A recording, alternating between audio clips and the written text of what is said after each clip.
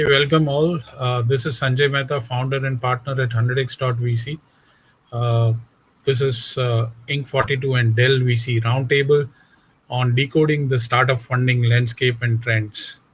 Uh, in the first quarter of 2021, we saw Indian startups raise almost $2.7 billion from 268 funding deals. However, the funding amount was 12% lower than the quarterly average, which we had seen across from 2017 to 2020 of almost $3.1 billion. Fintech has been the most preferred startup sector in Q1 of 2021. Compared to the previous quarter, Q4 of 2020, the number of funding deals was 26% higher. It was also the top startup sector in 2020. From a macro perspective, the overall adoption of internet based products and services was no longer limited to Bangalore, Delhi, NCR, Mumbai, or the top three startup hubs. But the change in consumption pattern of Indian public has thrown open several opportunities for tech-enabled product and services, and they are able to expand their user base beyond digital borders of top three startup hubs. Let me now introduce speakers of the roundtable. Please uh, all the speakers one by one, when I'm introducing, say one liners about your fund and what sectors excite you the most. Let me just first start across with Vikram at Ivy Cap Ventures. Vikram Gupta. Hi, Sanjay, and thanks a lot for having me on the show. Uh, I'm Vikram Gupta, founder and managing partner at IBK Ventures. We manage about $200 million. We primarily invest in Series A, Series B, mostly tech companies across sectors, so consumer tech, edutech, health tech, B2B SaaS, agri tech, so across the sectors. Awesome. Thank you so much. And if you can just spare 60 seconds on, what are the sectors you are most excited about in 2021? We are seeing a lot of interest in health tech, edutech, and even fintech. So these are the sectors that we're quite excited about. Awesome. Let me get Sid Talwar, Siddharth Talwar, partner at Lightbox Ventures. Sid, can you Hi, introduce I'm your Sid.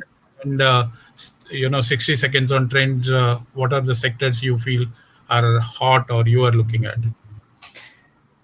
I'm Sid. I'm the co-founder and partner at Lightbox. We are a consumer-based venture capital fund based in India, investing in India. I thought about trends because you guys had written something, and I thought about what I should say, but I don't think we're following any real trends here. I think we're investing in consumer. I don't think anything has really changed for us. And in that realm, I like all the sectors that Vikram also just mentioned. But I think to a large extent, we're very eager to see how D2C kind of pans out and continues to pan out in India.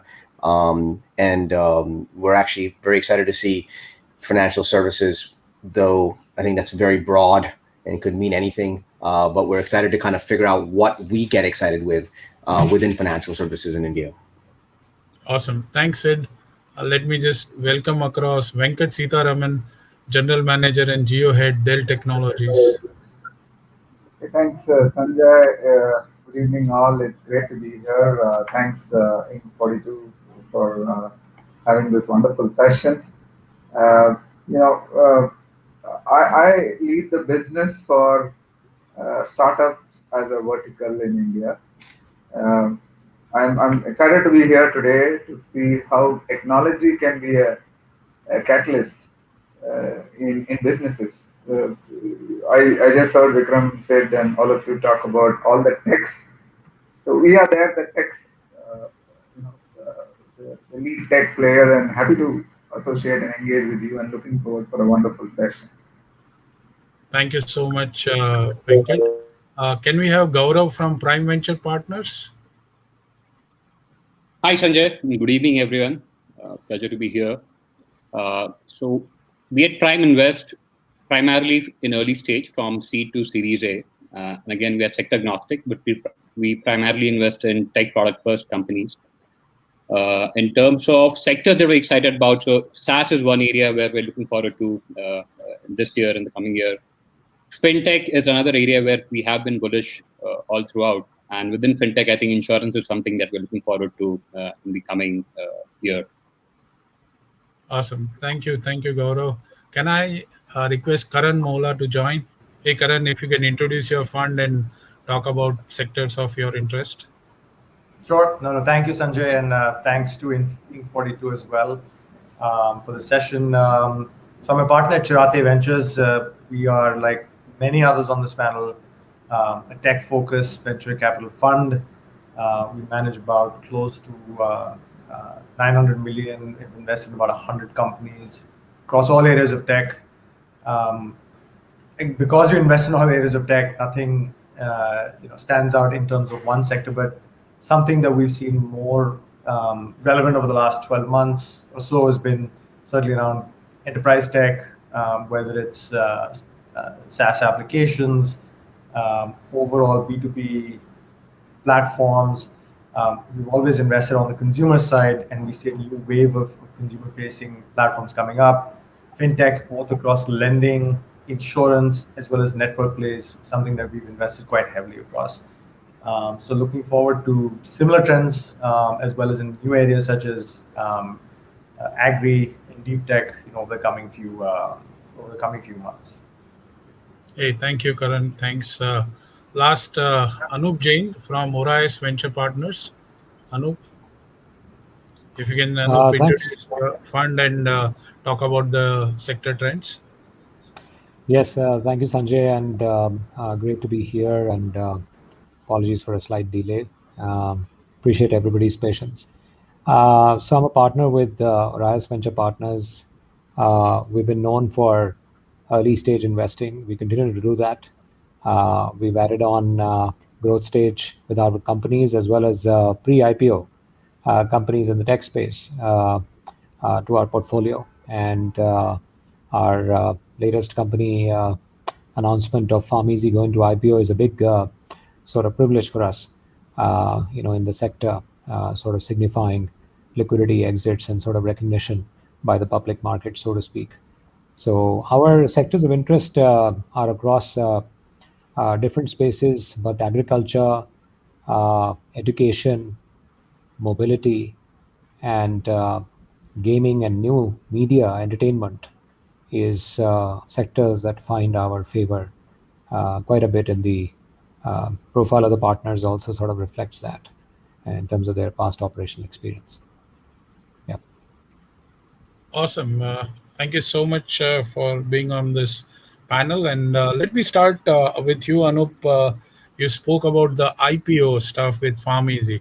I mean, there is line of IPO which is announced across from the startup side of it. Do you think retail equity investors in India would understand startup and invest in startup IPOs?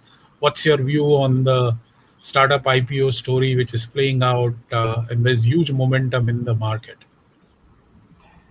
So I think, Sanjay, I think all of us, would agree. We always looked for exits and liquidity in the Indian startup ecosystem. Very often we were questioned as to how those will happen and whether the only route would be private investors, large late-stage funds kind of buying these companies out. But today, this has come as a heartening piece of news that late-stage companies can now progress towards public markets. SEBI has also introduced an IGP platform to accelerate this. And you're indeed right that companies from several of the early stages back 10 years ago are now finding mentions where they're headed towards successful IPOs. Hopefully, where definitely retail investors now are taking a very close look at it. Earlier, it was only HNIs and family offices and institutionals and foreign institutions, of course, who always allocated bigger and bigger monies to it. But today we are seeing that secular interest across income classes, across wealth classes, and I have no doubt that this is the beginning of a trend because this was niche earlier in terms of adoption, but post the pandemic, of course, all of us have seen that we could not have survived this even in our personal lives without having digital adoption in a big way for literally everything, every aspect of our life. I'm with So I you. think it was, yeah. Cool. Vikram, what is your view? Do you think retail equity investor is smart enough to invest in startups? I mean, we've seen this story evolve over the last 10 years. And I remember when we started Ivy Cap, startup was a bad word in terms from an investor's perspective. The startup meant, huge amount of risk. You're going to lose money most likely. And especially when we're talking to institutional investors. And I think over time, what we've seen, especially after the Prime Minister launched this entire startup India, Stand Up India movement, ever since then, we've seen a substantial focus. And of course, the media has been always talking about startups, and there's been a lot of discussions around all these rounds which are happening, the unicorns. Even this year, we just in the 6th month of the year, we already seen, I think, more than 15 unicorns already. I think people are generally curious, and they've been trying to get into this startup ecosystem. They're looking for opportunities. Of course, a large number of angel networks around. People have been participating. I think this entire IPO stories which we are seeing now, I think retail investors are now seeing that as an opportunity to get in. So I think it's from a timing perspective, I think this is a perfect time for the retail Okay. investor to take this opportunity. This question I'll just run through all of you. So next, Sid, what's your view? Would retail equity investors lap up startup IPOs? I absolutely think so. I think that the importance of understanding business models is to some extent important, but I doubt Indian retail investors understand the business models of most of the businesses that they invest in the public markets. I think that FIIs are coming in like no one's business into the market right now, and I think more the people that have been investing in ADRs are coming in here, getting registered and starting to invest because of companies like Zomato, companies like Policy Bazaar, maybe Paytm going forward in their IPOs, their pre-IPOs. I think there's going to be a tremendous influx of analysts reporting on these stocks. There's going to be a lot of media interest in these stocks, and that's going to drive retail investors to go further in bringing these stocks into their portfolio, whether they are loss-making businesses or they don't understand what these businesses truly do or how they make money, or don't understand the true lifetime the roadmap of these businesses. They will come in, and a lot of it might have to do with FOMO, but at the end of the day, it'll catch like fire, I think, especially if they recognize the name. Okay, cool. Karan, going next, what's your view on the retail equity investors? Would they lap up IPOs? Karan? Yeah. I think you'd find it very difficult to get hold of somebody who disagrees, to be honest. And I think partly is some of the points that Sid covered. But I think equally importantly is the fact that as an industry, we've always heard this thing from people outside of the country that where are the large IPOs in tech?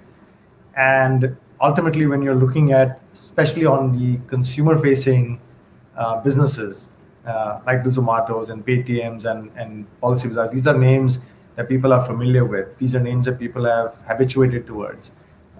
They have created new categories in many respects. So retail investors, to the best of my knowledge at least, to find comfort in stocks that they're also comfortable using. And that's why you see a lot of the bellwethers could continue to perform for decades. But I think it's also a question of just the scarcity value, whether it's on the institutional side, and we think that there's going to be a very, very large pool of capital that's going to gravitate towards those companies, because of also how I think liquidity is in the global markets. But I think there is a very high level of appetite for these kinds of stocks.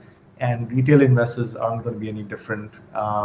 So I think it's the beginning of a secular trend. It's not a 2021 or 2022 phenomena. It's going to continue for a period of time because you've got 30, 40 companies which will go public in the next 5 years. Understood. Lastly, Gaurav, your view on this whole startup IPO story. Yeah. Where do you think retail equity investors, do you see anything different than what others said? Yeah, so I agree with most of the points, though I have a slight different point of view here. So we have a traditional set of investors, old school investors, right? For them, it may be a little difficult to comprehend and understand the business models of the new age tech startups, right? People who rely more on cash flows and profits. But then we've also seen in the last few years, new age retail investors, right, who kind of understand these business models well, who can relate to these products and services, right? So we'll definitely see a lot of pull from these new age investors, right? And my belief is that for old school investors, it will take maybe a couple of 5-year cycles to get used to these new business models and the way to evaluate these new IPOs. Gotcha. Hey, thank you all for this initial first set of question. Venkat, coming to you, while all of us are very bullish about, the startup IPOs happening, Dell is a tech giant, right? And you have been omnipresent everywhere. Where do you see Dell helping on the digital adoption for startups? What kind of challenges, hurdles, solutions? How are you helping this momentum grow across? And what's your view on that, Venkat? That's a great question, Sanjay, and thanks for bringing the tech aspect in. I think first, we have a big presence in India. We cater to customers across all segments. One of the center focus has been startups over the last, I would say, 3 to 4 years, and we have put a lot of investments in the sense. First, resources from Dell who talk to these tech companies and tell them that we are the catalyst and we are here behind to help you build the techno or help you lay the technology foundation. It all starts with infrastructure, right? As we are doing a live stream call here, it all starts with the basic infrastructure, and you would understand what I'm referring to, and that's where we play a very, very important role. This cuts across all categories of techs, starting from fintech to agri-tech to enterprise tech to SaaS-based customers to all the forms and shapes. There is no one size fits all. That's been our approach. One of the uniqueness that we have brought in this industry is the ability to help customers customize what they want. We custom build business models for them, and we ship these technology, call it starting from devices to everything that gets into the data center and so on and so forth on a customized model. Once this is in place, this, what we call is it kind of lays a foundation for a digital journey, right? Most of these investments that you're talking about, or the upcoming cons and the future cons, are relying on technology as a catalyst to reach their customers. And when they do that, you need to have a robust technology infrastructure solution provider with you. And that's where we play a significant role, and we believe we add a lot of value to this engagement. Thanks, Venkat. Hey, Sid, coming to you, while we talk about all the tech stuff, you spoke about D2C brands, and that was like great interest. A lot of D2C brands are getting created, tractions. What took traditional brands to build for 10, 15 years, D2C brands are creating in 2 years, 3 years. What's your view? What is that underlying momentum? How are they building it? I think a lot of things are coming into place for as far as infrastructure is concerned first. So access is there, and I think a lot of brands could have grown much faster, much earlier, based on the quality of the brands that were being created by amazing founders in previous years that maybe didn't work out as well because the access wasn't there. But today that is there, and So that's one. Number two, the quality of entrepreneurs that are coming and trying to build businesses are at a caliber we've never seen. Not because earlier founders weren't brilliant, but because the exposure and experience that you're getting today, and the support and the advice you're getting today, is superb. And so that's just elevating the standard of founders that are starting these brands out.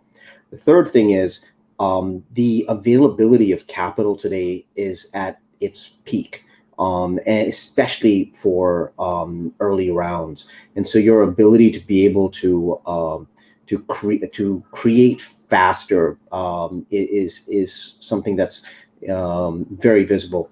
And finally, I think there is momentum. We've never, a few years ago, I don't think we would have imagined a D2C brand, or a startup brand generating $70 million ARR, $100 million ARR. It was unheard of. And we hoped that would happen one day, but you kind of built on that hope. Today, it's a reality. You're seeing, companies that are going public, that are, at multi-billion dollar valuations, that are D2C. And that gives hope to any founder saying, yeah, it's possible. It gives hope to investors saying, I don't have to invest in a marketplace in order, or a delivery company for me to be able to make tons of money. I can make money here, so I will invest more time and effort on D2C. And I think this is a revival of sorts. It's the first time in, I don't know, 60, 70, 80 years that such a proliferation of new brands are entering our market and giving that choice to a population that has immediate access to it. The only other time that happened was at the rise of Kirana stores and all the FMCGs, all of them international, not Indian, came in and provided this. So I think it's a very exciting time, and there is no one brand that can't make it a multi-billion dollar industry. Awesome. Anup, you guys are also very interested in, and you got a portfolio with D2C brands. What's your view on the D2C brands which are emerging across? Anup? Yes, so Sanjay, pretty much the same as I think Sid's, and I'm sure the views won't differ across. It's all about segmentation. India has been, sort of deprived of segmented brands which were directly addressing the unique insights, habits, and preferences of those segments. There was a limited choice of multinational driven brands at high prices, premium prices, and they were sort of 3-star brands at 3-star prices, which is cheap for cheap. What's coming right now is 5-star D2C brands at 3 and 4-star prices, right? And that's opening up a segment after segment. The insights and consumer needs are being studied that much more closely by these brands. So products are being made, content is being made, and communities are being made around these brands of or segments of consumers on the internet, whether it's through Instagram or other social platforms, and thus you don't have to jump through hoops of retail channels. You don't have to jump through hoops of marketing channels to be able to hear back from the consumer as well. There is a one-on-one conversation taking place. There is a one-on-one handshake in terms of transaction taking place. You read something, you like it, you can try it, you can buy it. You're directly doing that from the company, no less than that. And you're leaving a footprint behind which can convert itself into data, and that data is analyzed for further, making products and reaching out to you more effectively. I remember as an FMCG marketer, in the earlier era, we always used to have to rely on intermediaries for everything. So there was media intermediaries, market research intermediaries, retail intermediaries. We never had enough of a grip on the consumer. D2C today is just broken all the shackles, taken care of the margins in that sense as well. And there's a whole revolution sitting out there. We of course have Country Delight, which started off with fresh and pure dairy, and now it's moved into protein-rich eggs, no hormones, no antibiotics, directly delivered to to the consumer's house. Bread, again, no artificial colors, no preservatives over there, and then moved into fruits and vegetables. Again, delivered through the same pipe. So it's a classic example of how staples can be delivered as well. Sure, that's a great example. Vikram, coming to you, what's your view on vertical marketplaces? You are investor in Purple. What kind of marketplaces will emerge across, Vikram? Vertical marketplace, does it have a play no longer, or Amazon and Flipkarts are going to take over? Yeah, that's a very good question. In fact, when we were looking at Purple, there was already Nika in the market, and there were, of course, players like Myntra, Amazon, and others. And this question, bothered us even at that time, 2014-15, when we were evaluating this investment. And I think, given the size of the market we have, so we're talking about 1.4 billion people, and I think Sid talked about a very important point is the access. The access is only increasing. We are seeing a very large penetration into tier 2, tier 3 towns and rural markets. Newer customer segments are emerging, as Anup said. This is all about building the right customer segments, and India is a mix of large markets of different needs and different requirements, and you can always find opportunities creating new kinds of horizontals and verticals. And I think any segment which is more than $10 billion in size, you could actually create an opportunity building very specific kind of horizontal or vertical. In fact, if you look at Biryani by Kilo, which is one of our investments, when we looked at it initially, I was kind of not sure whether you could actually create such a large business. Can you actually build $1 billion business just selling biryani? Now, it's amazing. The largest selling food item on Swiggy or Zomato is actually biryani. And you could actually even create a horizontal around biryani and actually add a lot more food items to that. Once you establish the platform, you have, let's say, 500 cloud kitchens around the country. It becomes a platform, so you can actually add. Absolutely. So it depends on what really you're going after and what business you're building around. Karan, your view on vertical marketplaces. What's your view on future of vertical marketplaces? Does a marketplace today hold true, Karan? So Sanjay, we've always been big believers here. I think from the time Myntra became an e-commerce company, I think the path forward in that segment for those models was very, very clear to us. So Myntra led us to invest in companies like Lenskart and FirstCry and Zivame, as well as a few others. But these are, again, very, very large companies. They're the largest in their categories across India today. They're the largest retailers in India today in their categories. So I think that question has been answered. And there were a few things which even back in 2011, 2012, when we first invested, kind of made sense to us. It took some time to play out depending on the category. One was obviously to be able to own a vertical. You need to literally own everything. You need to be completely integrated, including manufacturing. That you cannot do on day one, but you have to build capabilities so that over time you're able to actually do that. And today, at least, all these companies have that know-how. The second was how the importance of an omni-channel play would work.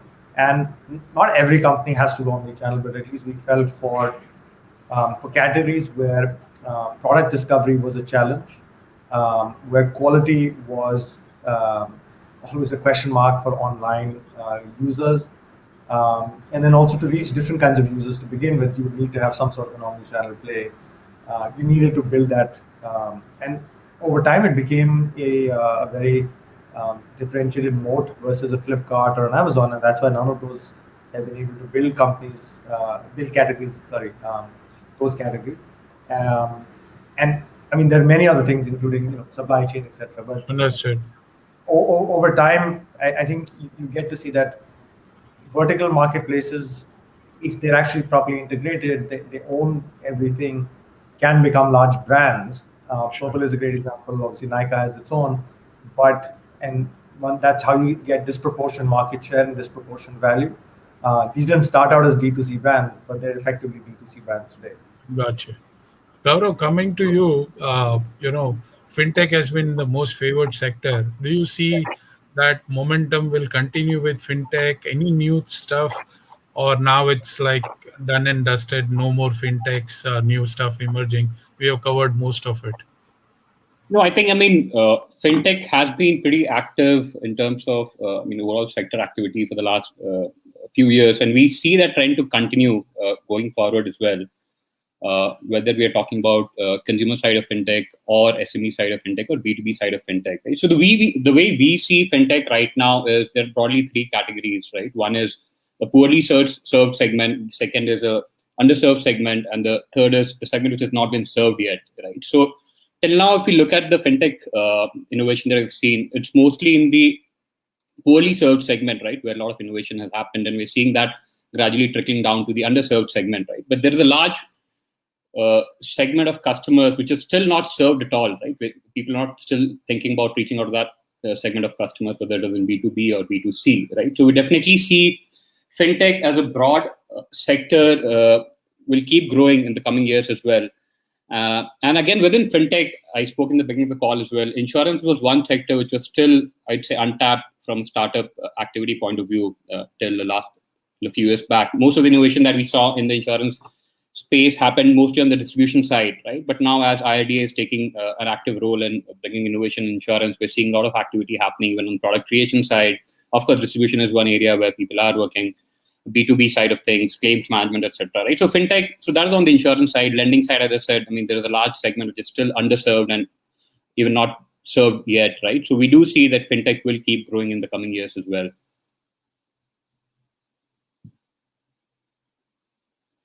Sanjay, you're on mute. Sorry.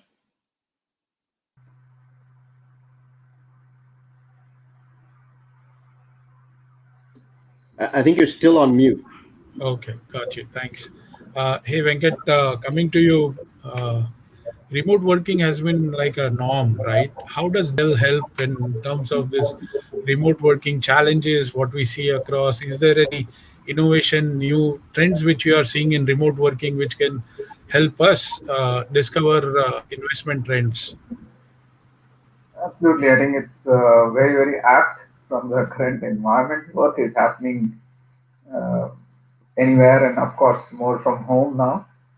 We ourselves have seen good amount of dividends running work from home, be it engaging with our customers or partners. Now, the second part of your question, how does it help today and what innovations are coming?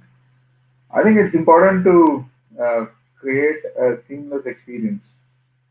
And there, we recommend creating workspaces.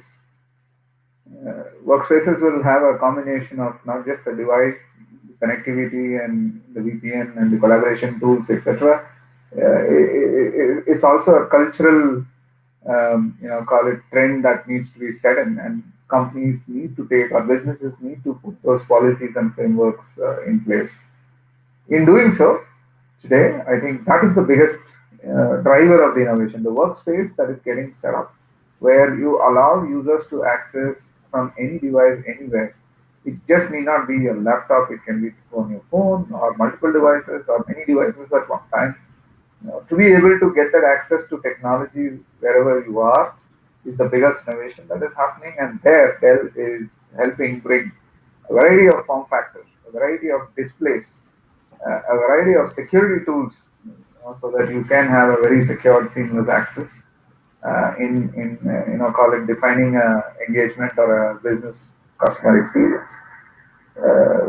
So this is something that is we believe is here to stay, and this will only evolve from where we are. This is a very, very interesting and a great opportunity that today Dell sees as Understood. something that we can help all the technology companies.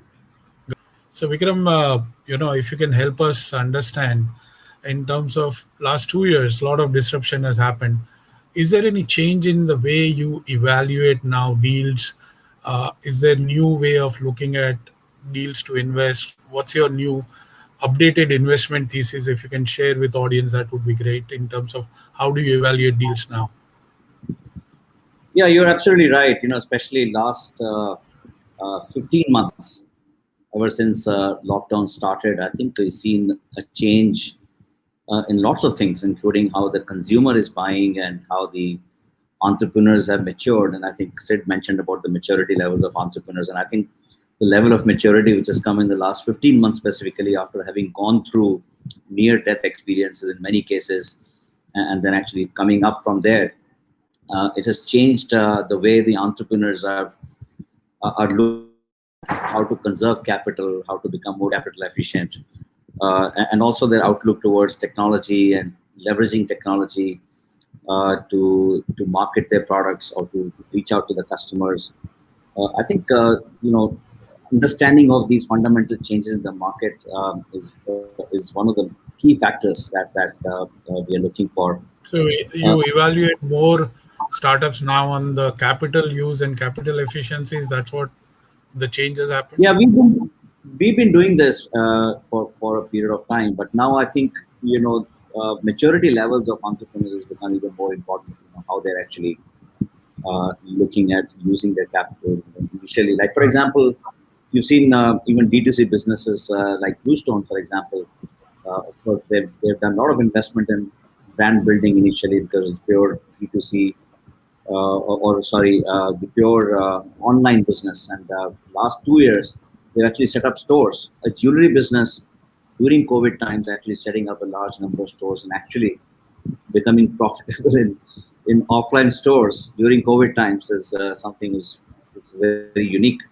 Uh, so we see this online offline kind of a mix also emerging during this time. So the entrepreneur mindset in terms of approaching the markets, leveraging technology and capital efficiency mindset as well. Sure. Karan, any change in your investment thesis, how you evaluate deals at Chirate?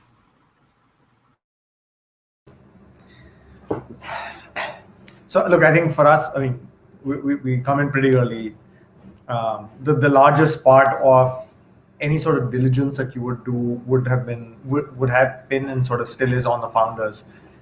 So I think there's two things that we've tried to do at least to get to a point where we can drive comfort. I think one is just spending a lot more time with founders and a lot more. I think the velocity of that time also becomes much higher, and then getting people within the team to sort of to meet founders before we take a call. But I think ultimately the one thing which has kind of stayed constant over the last 12, 15 odd months is the way founders have sort of hustled in their businesses based on what they've seen. That becomes very obvious in the first, maybe not in the first necessarily, but in the second or third conversations, when you see the kind of choices that they've had to make and understanding how those choices relate to what the impact on that's had on the business. I think correlating these 2-3 things, which I don't think one didn't need to do previously. I think that's been a very important part of how we think about this, and just looking at the unique insights that they're being able to draw from their businesses, right? I think you're just spending a lot more time on that. It always helps if your founders are coming through references, people that you know. I think that adds a little bit more comfort, but ultimately, I think you still have to be able to do that level of work and probably spend a lot more time on primary research, talking to customers, talking to users, talking to partners, beyond the desk work that one used to do pre-2020. Understood. That's great. Sid, coming to you, the market is heating up. There are a lot of competition on the deal side. Founders are having multiple term sheets. There has been crazy stories floating around. Have you seen any momentum in your side of it where deals are really getting competitive, or any views for you in terms of how things are shaping up in coming months and years in terms of founders getting highly overvalued or valuations going up and down and competition with other investors? Uh, So first of all, I think we have always been, as a country, very small in terms of the number of funds that invest in the country and the amount of capital that the startups in the country have access to. I think that's opening up, and that's great to see. But I think we have a very long way to go. I think more venture funds will start in the country. I think more international funds will start investing at an earlier and earlier stage, as we're seeing now. I think family offices will come up. I think corporate VCs, hopefully like Venkat and others, will invest more and more into the sector. So I think this is the start of a lot more capital coming in, and the opportunity for investee businesses and startups to gain access to capital they wouldn't otherwise have for the areas that they're trying to build businesses in. So, there will be areas where people will compete, but there have been areas where people have been building incredible businesses that I've seen myself, but don't invest in because it's not what we specialize in. And so those guys aren't able to scale their businesses or build the businesses they want to in the way they want to because they don't have access to capital. So I think this is just the beginning, and I hope that we're able to see significant leaps in the next few years of capital coming in. And if that means that the people on this call, including myself, compete more for deals that they really want, I think that's one. I think more than money, I think what I hope happens is that we have a mindset change on our shareholders agreements and the kind of terms that we put down on our entrepreneurs that we've been able to use so far. But as more and more competition comes in, I think that will change, and I think that'll be very interesting change and a needed change going forward. So I think this is just the beginning. This is just the beginning. Awesome. No, you made a great point. I think shareholder agreements have been quite a lot in discussions. And in 2019, when we launched 100x.vc, we started with iSafe usage in India and try to make it a de facto seed stage, first check kind of investments. Coming to you, Anup, you recently closed a fund. Congratulations. And, you know, where do you see domestic venture capital kind of stuff? Do you see family offices participating? What's your view on the trend with domestic capital, as Sid mentioned, which is coming up kind of stuff? Anup? Yep. Yeah, Sanjeev, thanks for that. It's greatly encouraging. We received a lot of support from the IVCA and members. Many of them are here in our journey, and we'll continue to do that. On this as an asset class, I think we've truly come a long way. I remember the last 3 years was a lot about telling investors, "Hey, this is going to happen," and they said, "Well, show me the money," right? And it reminds me of a movie, and I'm sure everybody remembers that famous dialogue. And it was all linked to liquidity and exits, and when am I going to see cash coming back? I think today, as we sit in 2021, 22, especially with IPOs and strategic exits, a lot of the first generation tech investors amongst UHNIs and family offices, about 100 plus of them who invested, or let's call it dabble in some of this investing based on trust and relationships, will now actually see money cycling back to them. Now, once that happens, that is going to start a flood, according to me, because that is going to make some sound. And that sound will be heard wide enough. Already the public markets will lay any doubts to rest whether these IPOs can be supported. We saw Nazara list itself this year, and we'll see what happens in the next 12 months. It's very crucial.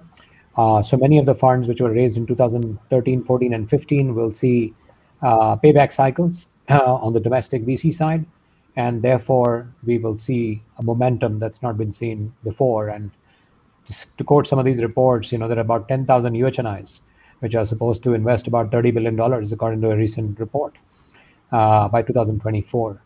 And a lot of it will be domestic. money which is coming in. I'm already seeing a lot of momentum during our current fundraise. Awesome. Gaurav, coming to you, what are your views on current exit opportunities? We spoke about IPO, leaving IPO aside. Where do you see exits are happening in the VC world? So I think, I mean, exits have started happening in the, say again, in the last couple of years, right? And we see the trend only growing going forward, right? Every late stage funding announcement that we see these days has one marquee late stage VC large fund who was not participating earlier in the Indian ecosystem, right? We see one new name uh, in almost every new deal that happens, right? So for now, I feel a lot of exits will be driven by late stage investors coming in Series D, E, F rounds, right? So that is one thing that will definitely happen. IPO, I think, will also have a positive impact, right? Post IPO successes will kind of establish India as a more dominant play for the overall tech and startup ecosystem. So that'll again drive in a lot more institutional capitals from outside India, which is not coming earlier, right? So I think IPO definitely is one route, but outside of that, we do see a lot of late stage funds coming in and giving exits to early stage funds like ourselves. Awesome. Last year, we saw across a good amount of interest from corporate like Reliance acquiring startups. This year, we have seen Tata taking a lead on acquiring startups. You know, anybody who has a view on this, share across corporate acquiring, startups. While PharmEasy acquired a corporate, that's a different story. We can come to that, but corporate like Reliance and Tata acquiring startups. What's your view on that? Sid, Vikram, anybody would like to take? I can go first, maybe. We actually in the month of March itself, we had three exits. We returned about $80 million across these three exits, and one of them was actually Pharma Rack, which was actually sold to a consortium of Indian pharma companies, including Sun Pharma, Cadila. They actually came together and created an entity to buy out this company. And I think you're going to see this more and more. And you were referring to Reliance, and Reliance has actually started doing this more and more. We've seen Reliance acquiring companies like Zivame, and there are few other that they're doing, which is actually a good opportunity. But in our case, in case of Purple, which was a significantly large exit for us, it was Sequoia and World Invest primarily driving the exit for us. But yeah, I think I agree that there's more and more of this activity that we'll see going forward. With the activities around exits increasing significantly. Sid, do you have any view on that exit stories of Tata, Reliance, or Yeah, corporate? I mean, so we've sold a company to Reliance, and Tata is looking at purchasing a company, and I think more and more this is the way it needs to go, right? Traditional businesses or older businesses are going to want to purchase young, innovative companies, and this happens in every country. And I think it's. I think the question is really going to be how these startups coexist within the infrastructure of these companies. And I'm sure we'll see lots of other corporate houses starting to buy businesses from the venture ecosystem, the startup ecosystem. The next question is going to be, how do they survive? What happens when they're in that entity, in that institution? And that will determine not whether these guys want to start buying more companies in the startup ecosystem. It's gonna determine whether the startup ecosystem wants to sell themselves to these guys. Tanishq's acquisition of Carrot Lane, I think, is a great example. Another business, just like Vikram mentioned, Bluestone, another business that's their offline presence has ballooned, and they're doing incredible business, pre-COVID, post-COVID, and whatever it may be. And I think that's a great example of a corporate house buying a startup and making it perhaps even better than it was prior to being bought. So I think there are great examples out there, but I think the larger The larger question is still yet to be answered, but probably will be answered very quickly. And I think the Tata the roadmap will give us a lot of insight and a lot of learning on hopefully how to buy businesses. Hopefully they do it right, and it teaches other businesses in India how to nurture these companies going forward. No, absolutely, you're right. Walmart acquiring Flipkart shook up everyone within the Indian corporates. Venkat, coming to you, you know, Sanjay, sorry, yeah, if go I can ahead. just Sorry. add Yeah, on please, one please point. go ahead. I think the other Sid mentioned a very good point. I think what comes even before that, and we've seen this, we've got a few corporate LPs in our fund, both in India and from outside, is how to get startups to even start engaging with corporates, and how to get corporates to start engaging with startups, right? So because you're on the one hand, you've got this, fast-paced, let's do everything founder mentality. On the other hand, you've got a corporate machinery which you have to navigate through. Oftentimes, it just gets lost well before an acquisition. It just gets lost in a business partnership, and just you're left figuring out what the hell to actually do. But actually, there is interest, right? And so the business teams and the product teams kind of have to make the business cases stick. So I think navigating through that maze itself is sort of the first test. And I think a lot of venture funds have sort of done that with a few corporates who've taken, at least we've done this pretty actively with Cisco and Unilever and ITC, as well as with a few international corporates. And so I think that part will probably need to get worked on first. And I'll also say, I think the PharmEasy acquisition is very interesting. We at first time we actually acquired the business of Mom and Me from the Mahindra Group, and we were looking at a very large acquisition of another very large maternity care business, which eventually got bought out by Reliance. I actually think you'll see more and more of this happen. It's happened very, very infrequently. But I think two reasons why it'll happen. One, just the amount of capital that's available. But I think just growth opportunities for startups to be able to jumpstart what they're wanting to build into adjacent businesses, and just the brand that those businesses carry. I mean, the Mom and Me brand gave so much more weightage and credibility to an e-commerce company back in 2015, 2016. It's very hard to imagine that. So I think those are things which will happen more and more so as we go along, while the corporates obviously will take the acquisition out probably more often. Understood. Venkat, coming to you, startups start very small, seed stage, one founder, two founder, and then build over, the companies as they raise multiple rounds. Does Dell have a program where they can partner across throughout the journey or life cycle of a startup, or more it's focused on large enterprises? Great. I think we touched upon this in our earlier conversation. Good that you asked again. So I want to remind that we don't look at one size fits all approach. We work with everybody starting from their very early engagement, early journey through their life cycle. Different means of business engagement models that we bring in, where they can coexist with our business, continue to pay as your grow models. We bring in those from Dell Financials and help assist these companies who are very young and starting early to leverage technology, because that becomes the biggest instrument to reach customers, right, and disrupt markets. So that's one fundamental help. We work very closely with them in consumption models so that they can take their solutions to market easily. Second, we also customize technology adoptions within their companies or within their businesses. What that helps is it kind of standardizes the whole, infrastructure deployment. That's been another area that we've seen adding a lot of value, and this is a journey.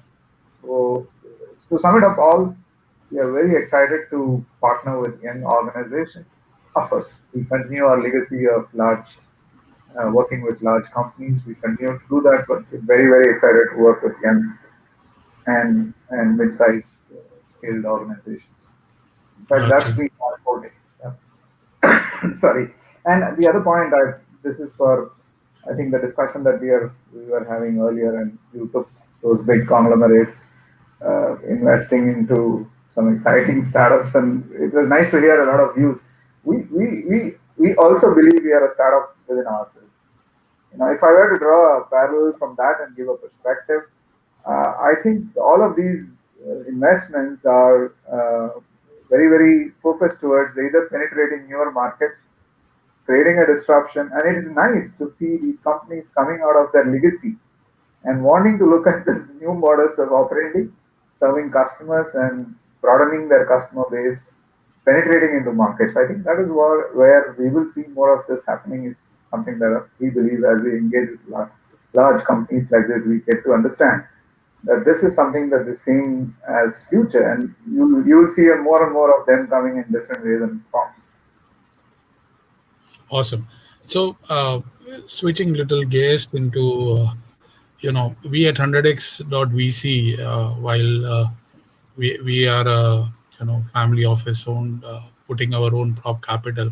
We consciously have a thesis where we will invest in female founders, or at least one founder is female.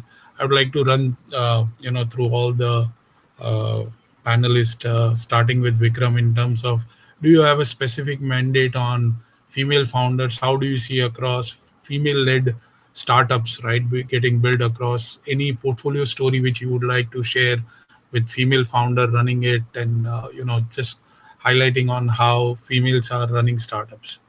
Vikram? Yeah, so I mean, to be honest with you, unless maybe a couple of years ago we were not consciously doing that, and very soon we realized. I think when we started thinking of SDG as a lens also for investing, we realized that it's important to have a gender balance. We do have 3 startups who are led by women entrepreneurs, and they're all actually doing great. In fact, we've now consciously started looking at women founded startups. In fact, I've recently been onboarded as a mentor on a women entrepreneurship platform, and I was quite amazed by the quality of startups which are actually there. And I think, like my daughter, she's like just 21, and then she's actually just started a company, and then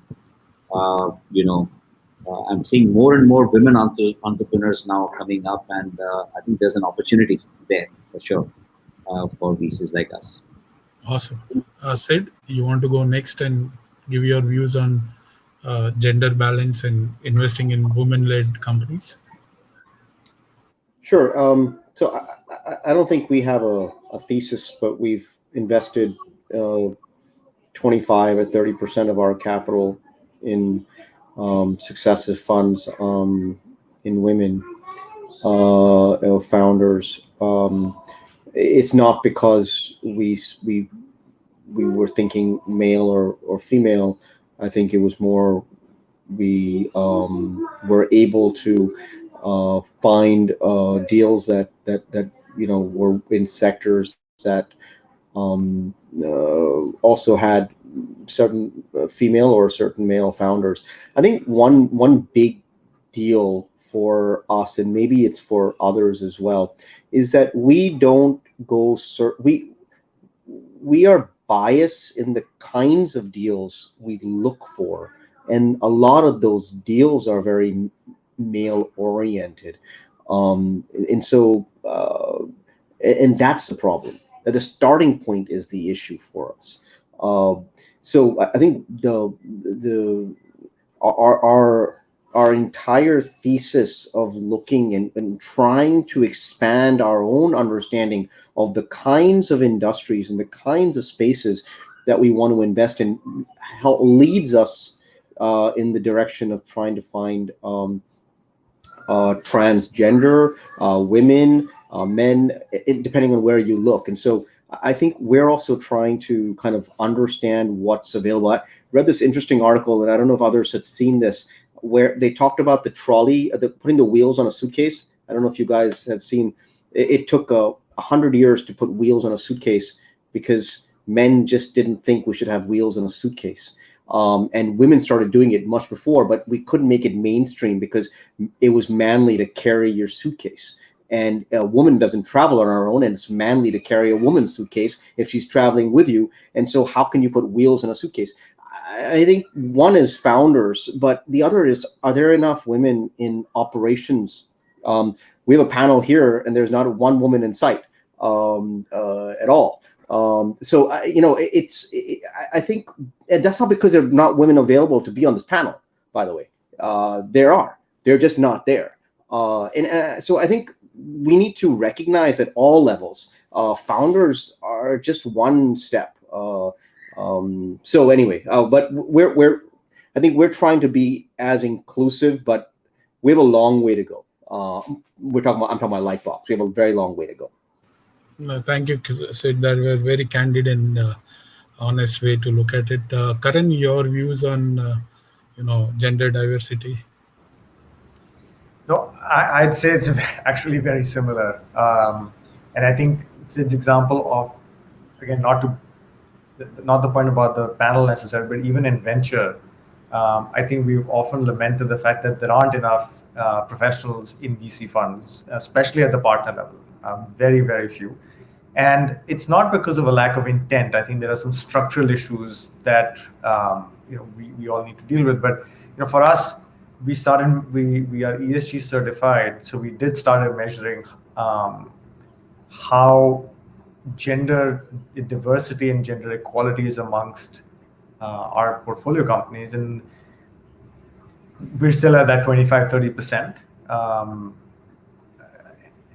I think ultimately it's not about only wanting to work with female founders, but if you look at the data of work that's been done across the world, generally speaking, having a woman co-founder has led to more success than not for companies across the board. So I think there is a fair amount of truth in the fact that having diversity, not just by virtue of gender, but by virtue of opinions, by virtue of perspective, is very important, both at the VC fund level as well as at the portfolio company level. Of course, if we start looking at investing in, or whenever we have invested in female founding, female-oriented businesses, PopX was a great example, 2 female founders there, right?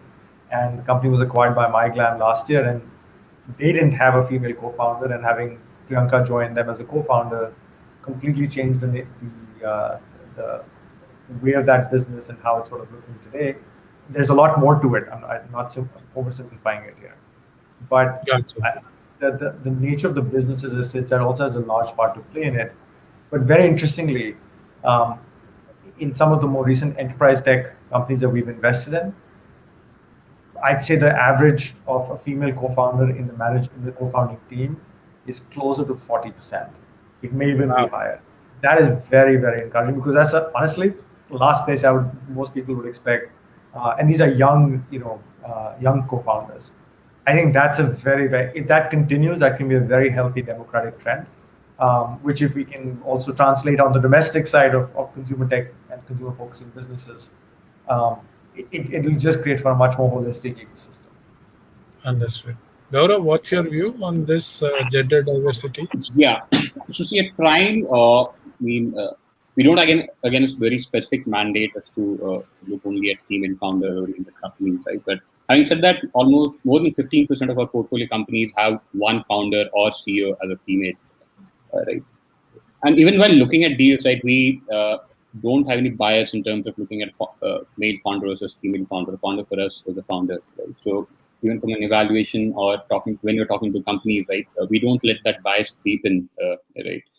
But as Karan and others were mentioning, there's a long way to go more from an ecosystem and a structural point of view, right? And that we're seeing gradually, right? Looking at some data from the deals that we have looked at this year, and the percentage of female founders, or at least one founder in the team being female, is much higher than what it was in 2018 or 19, right? So we are seeing some of those changes happening, more females getting into the startup ecosystem, right? But again, we have a long way to go, both from a startup ecosystem point of view, from a VC ecosystem point of view as well, right?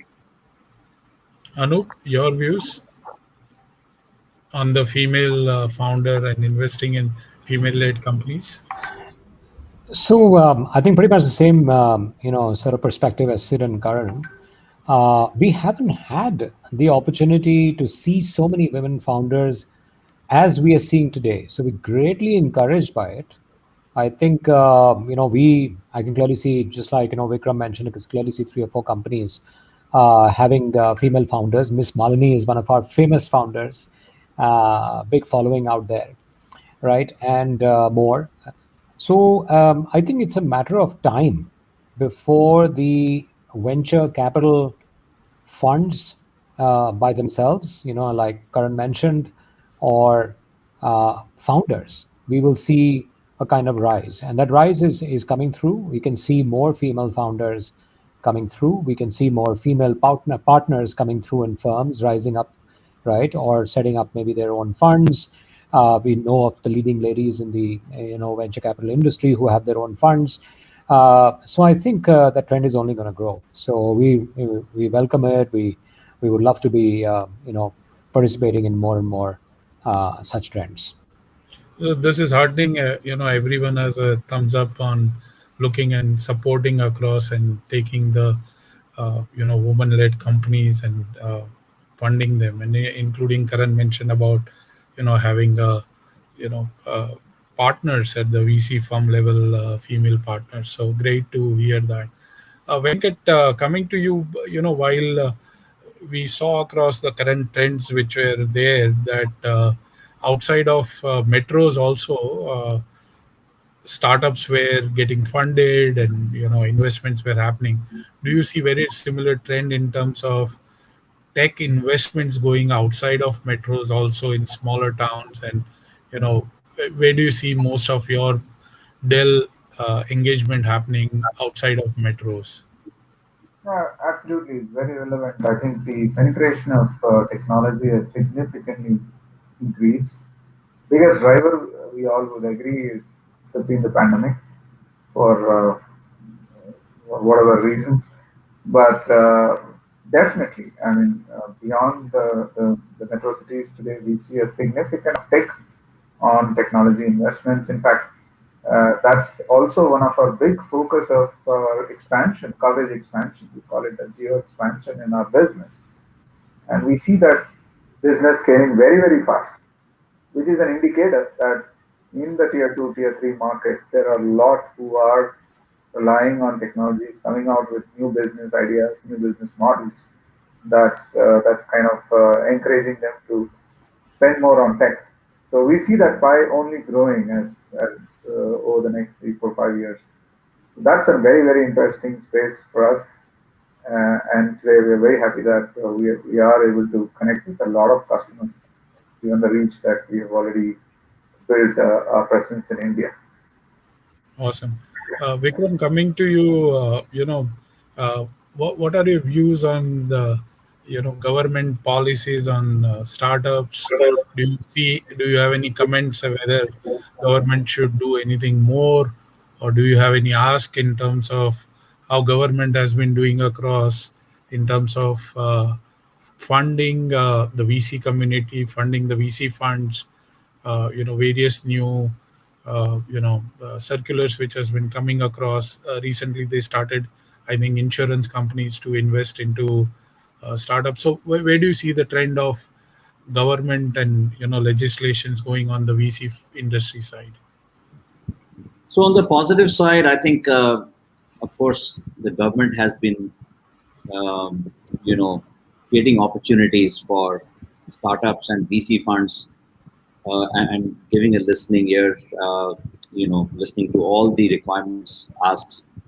And I think over the last, especially, 4 or 5 years, we've been very proactively engaged with various departments of the government, either through IBCA or through CII, or through other bodies, trying to ask various policy initiatives, including on taxation, on enabling domestic capital.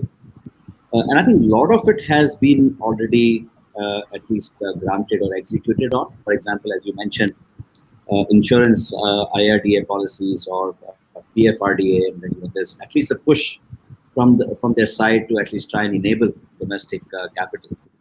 But the challenge which I'm seeing actually on the ground is, the gap is still so large. I mean, we're still very early stages. I mean, we need some major uh, push around, tax incentives, or even, for example, when you're talking about PFRDA, there's a big disconnect between what is being proposed by the government and when you go to talk to some of these pension funds, you realize that they're still complaining about there's this issue, that issue, things are not yet fully done. They can't still invest in VC funds.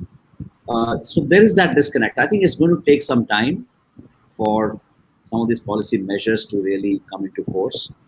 Um, and I think, of course, there are some other issues as well in terms of trying to protect the IP to go out of the country. And I think government is trying to do that. Lots of these companies have been trying to go set up outside of India, in Singapore, and other geographies. And I think they are trying to come up with some policies, including what they're trying to do in the Gift City, trying to enable an offshore environment over there, which I think is a very positive move. Overall, I commend what the attitude is, what the intention is, what the direction is. I think it's the execution where we are lacking, and I think that needs a little bit more push to move things faster. Sure.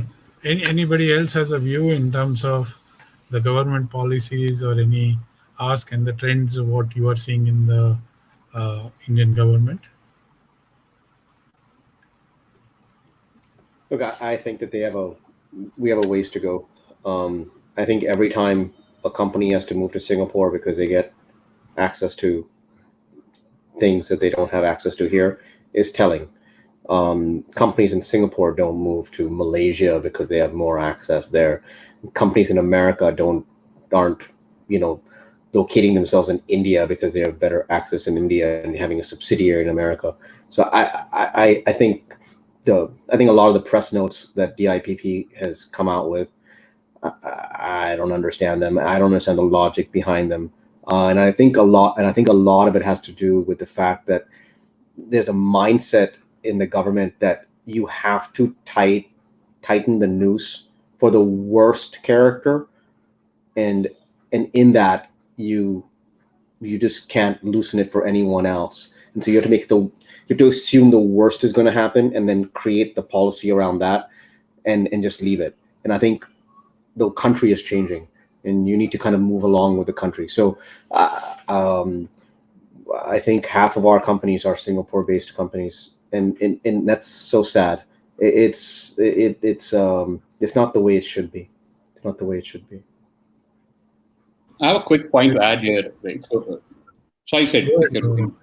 Yeah. So saying, no, I was a dramatic pause, Gaurav. Dramatic pause. Okay. So leaving aside the regulatory aspect around fund structure, taxes, etc., I just wanted to share some thoughts around government's outlook towards startup. Right, that has changed a lot in the last 5-6 years. Right, there's a lot more positive attitude towards startup. Right, encouraging and fostering innovation. Right. So of course, Startup India was one thing that was started with the bang, and we didn't see the results as we would have expected. So a lot of things still need to be done at ground level. But in terms of governments or government bodies' initiatives towards fostering innovation, right? So government is establishing digital public rails, right? UPI was first. Then they're coming up with national health stack. IRDA is taking up note and fostering innovation in the insurance space, right? So overall, I think the attitude is right in terms of fostering innovation, encouraging startups. But as Vikram and Sid were saying, more on the regulatory aspect, things need to be eased out a lot more than what they are right now. Gotcha. Any views, Karan, for you from your end? No, I mean, look, I don't want to repeat everything that others have said. It's right. Ultimately, it's the on-ground action that people will measure by, not just intent. So I think intent is good, but the more we simplify things and not have the values of the past from other industries, perhaps, I think that's ultimately what's good. Sure. So coming to, at an early stage, we see a lot of the premier institutions, be it IITs, BITS, everybody has got that e-cells, and they are fostering entrepreneurship at college level. Anything which you believe you would want to share across, saying that what more can be done across so that entrepreneurship is fostered at very early stage within the education institutions. I mean, everybody is engaging very early stage startups. Vikram, you have been associated with the alumni, you have been part of it. Any views on that? And I'll go around other panelists in terms of how education institutes can foster entrepreneurship. So we have actually taken a very conscious, move in this direction. Actually, right from the day we were conceptualized, we said that a significant part of our carry will actually go back as endowment to the IITs and the other institutions to contribute towards building the endowment ecosystem in the country. And that effort led to the formation of India's first endowment fund at IIT Delhi in October 2019. It was launched by the Honorable President of India, Rashtrapati Bhavan. And following that, Ahmedabad has set up its endowment fund, and other IITs and are setting up. So I think this endowment concept is actually, in our belief, is going to accelerate this growth of innovation and entrepreneurship at grassroots levels. It's already started happening, as we've seen, especially at IIT Delhi. And we are quite excited about it. In fact, we are driven by the passion to give back to the system and then encourage entrepreneurship and innovation at grassroots levels. So we are working towards it. Yeah, I think what I'd add to that is two things. One, it requires funds like all of us and many others to work closely with the incubators and e-cells at all of these colleges, not just go to their entrepreneurship day and speak at a panel and say all the right things. I think that we should do in any case, that all of us do. But I think it's to engage with the student body over there, even if it may not result in any investment as such. But I think your overall team, especially because a lot of analysts and associates and even senior people in many VC funds are from a lot of these colleges, and I think what you can give back, certainly if it's not capital, can be time. The other interesting thing I'd say is, which is it's 2 fund old, but it's still more than zero, is how you're looking at the dorm room fund equivalents in India.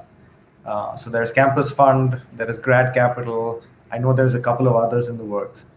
Those are going to create grassroots level change of very early capital infusion into these into companies which are started by founders from these institutes. Could be recent grads, could be grads which are maybe who graduated maybe a couple of years or so. That will actually have a very significant impact on how colleges and innovation that's happening in colleges can go to the next level. And I think it's on all of us to encourage these guys. I've spent a lot of time with Campus Fund, but I think the more we can do to develop that, that's effectively how a lot of these companies will end up raising seed capital, Series A capital, and so on. And that's a very, very encouraging thing, which happened because people had the passion to make it, to do something about the fact that this was a completely unaddressed problem, unaddressed challenge. Understood. Sid, do you have any views on this college and how premier institutions have been doing across? Any more things which we can do?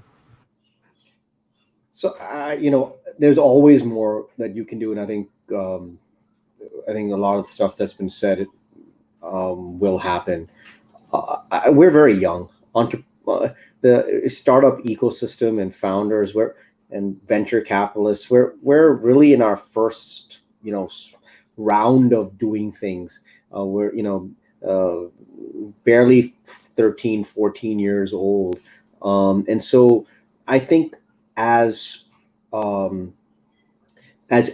and more exits happen, as more and more wealth is created through either ESOPs or whatever equity is either distributed to investors or internally to employees in the companies, I think more will be given back, and I think that's what we've seen in other countries, and more structure will be given. and more entrepreneurs, in fact, more entrepreneurs, I think, than venture capitalists or other investors, will go back and teach and set up chairs and do a lot more of what Vikram has done, at a much larger scale, because they'll do so. There'll be so many more people doing it, and I think it'll happen slowly, but that's okay. I think it needs to happen. It'll happen in its time, and I think uh, I think just knowing some of the people that are out there that are making money, that are speaking, and a lot of this education, by the way, happens on the internet right now. I think Twitter, following the right entrepreneurs on Twitter, is Indian entrepreneurs, is an education in itself. Who I don't know who was saying, maybe Kunal Shah. I don't remember who was saying it, but he was saying that I wish American entrepreneurs would set up a way to talk to Indian entrepreneurs about what they're doing wrong, so that we don't keep making the same mistakes over and over again. I think it was him. I can't remember who it was. And I think the same goes for Indian entrepreneurs and people like us, that we've learned things and we can kind of give back, and it doesn't have to be through institutes. There are many modes of education, which many people on this panel have also funded, actually, that will go back and teach people who want to start their own companies. I think we're very young. We have a ways to go, and I think we will do wonders I mean, just to share across, Sid, we at 100x.vc, we run Entrepreneurship Gurukul, where we do 8 weeks of training free of cost, no equity, nothing, just training. So our first batch, we had 200 entrepreneurs who Oh, wow. we are training across. So anyways, Gaurav, any views on at Yeah. early stage student Yeah. entrepreneurs? What's your view? Yeah, so I definitely think that we've seen that in all institutes, everybody setting up their own e-cell, right, in fostering entrepreneurship. But I think as VCs, we need to engage a lot more earlier with them and a lot more continuously, right, rather than, as Karan was mentioning, rather than just going on their demo days or going just for a speech or a talk. We need to engage with them even earlier, and that engagement needs to be a more of a more continuous nature, right? Because a lot of innovative ideas, it all boils down to execution, and that is where I see there's a lot of gap in terms of from idea to execution, at least at the college level entrepreneurship. The second thing I was thinking more from the academic and the curriculum point of view, right? When I was back in B school, most of the content and curriculum in B school were tailored around traditional businesses that have been there around for 30, 40, 50, 60 years, right? And now we have a lot of new types of businesses, new case studies coming up, which can be made around new age startups in India or around the globe, right? So even from the content and curriculum point of view, I think things need to change a bit, where it has to be tailored more towards the new age economy, new age companies, more around tech and product companies and things like that. So that's the other thing which I think a change there would definitely foster entrepreneurship at a much more level at colleges. Sure. Venkat, does Dell work across with education institution at early stage, or e-cells, or colleges at early? Absolutely, that's a big area of focus for us. Besides health tech, and we spoke about startups. So we work through the student faculty life cycle, help them go through research, go through online, and go through several areas of technology needs today. So that's a big space. Very specific to education institution, entrepreneurship is big there. We all know that, right? Students contribute in a big way. Uh, Happy to share that Dell has set up a platform for Dell for entrepreneurs. What we say is, through your life cycle, you can start working with our experts, our advisory consultants, in help planning your IT resources.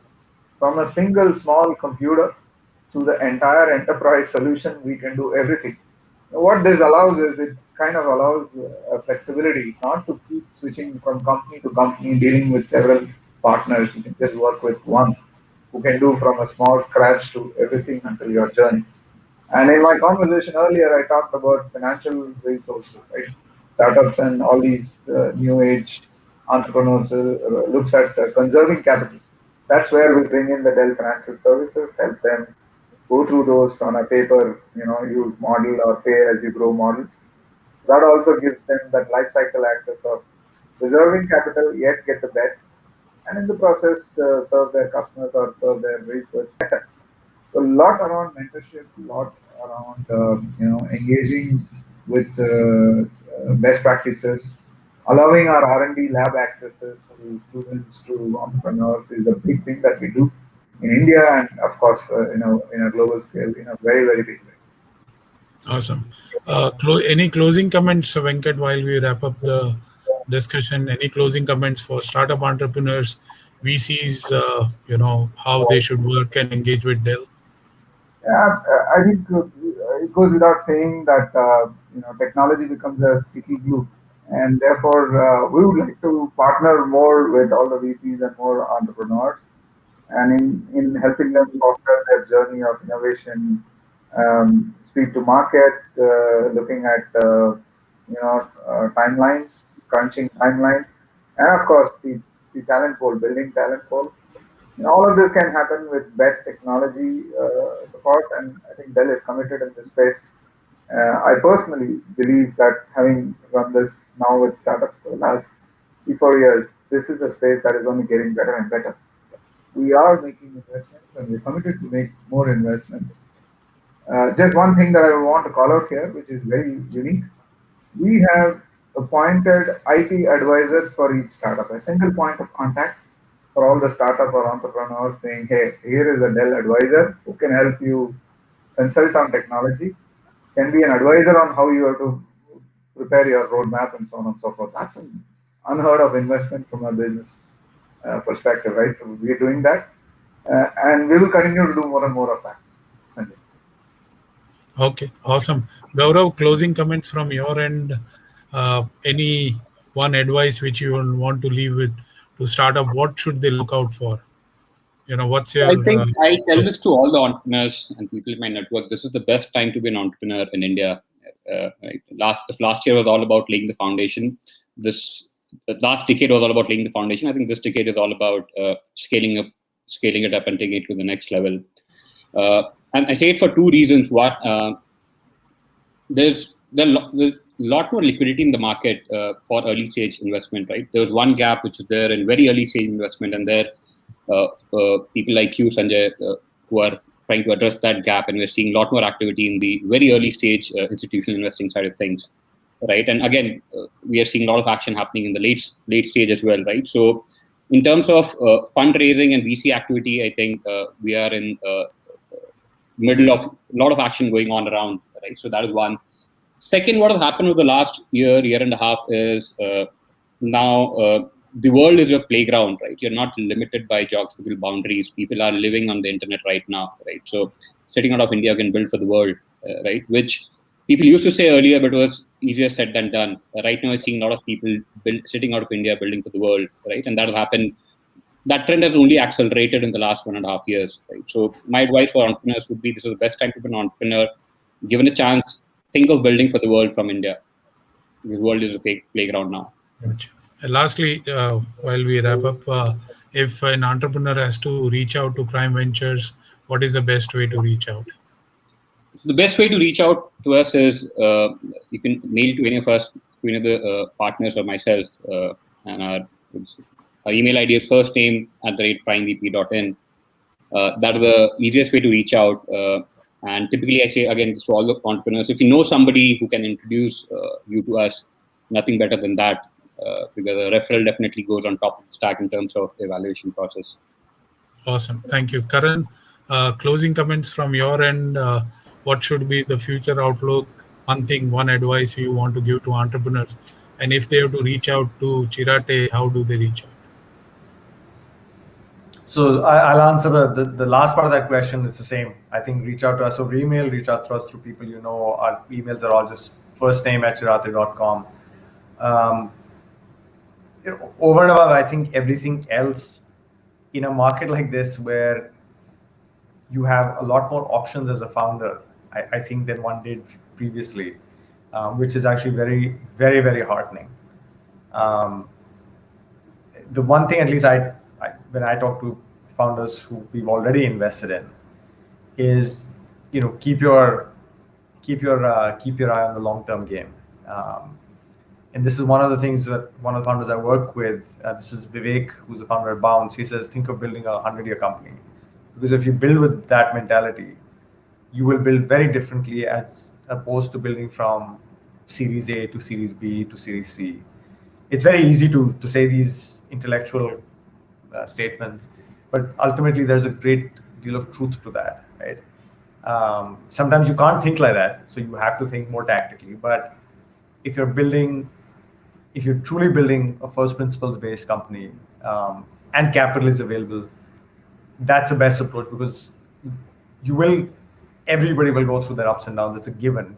I'm not saying it's all one ride upwards, but ultimately you'll start building something of value which goes beyond just what the valuation is, how much you raised, etc., etc. I think those are the companies anybody would like to invest in, anybody would like to work at, anybody would like to be a part of. Got you. Sid, your closing comments, advice for entrepreneurs, and if they have to reach out to Lightbox, how would they reach out? They have to reach out to Lightbox. We have to pitch at least. I think we have a link on our website called Pitch Us, and they fill that out. It actually goes to everyone on an app, so the entire fund sees it rather than, I guess, the one person that they reach out to. So that's probably the best way. I love this. This advice sessions are good. I couldn't think of anything top my head. I remembered a story someone told me, and I think it reflects well for us to kind of consider as, we start getting all this noticeability for startups and founders and entrepreneurs. Everyone isn't designed to be an entrepreneur, and startups don't succeed or fail because of one person. Some people are designed to be the head of operations. Some people are designed to be the head of product. Some people are designed to be the head of engineering, and so on and so forth. I think it's important to know what you're designed to be before you just go in a certain direction. And everyone is important. And so, but I don't think that's advice. It's more someone gave me that advice, and so I'm passing it on. Okay, cool. Awesome. Thanks, Sid. Vikram, coming to you, closing comments last, and any advice for startup entrepreneurs, and if they have to reach out to IVCap, how do they reach out? It's very similar. We are the first name at ivcapventures.com. And of course, we also have a link on our website as well, where they can even connect on LinkedIn. Now, I think most of the advice has been already covered, but I just focus on entrepreneurship is a very hard journey, can get very frustrating, especially early days. Early days are much more tougher than once you raise some capital. I think it's very easy to give up and think that maybe this is not for you. But if you believe in what you're doing, if you're passionate about solving the problem you're trying to solve, I think you just have to keep working at it. And there are quite a few examples.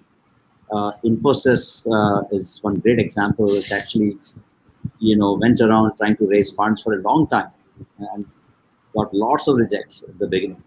There's hardly anyone willing to fund them.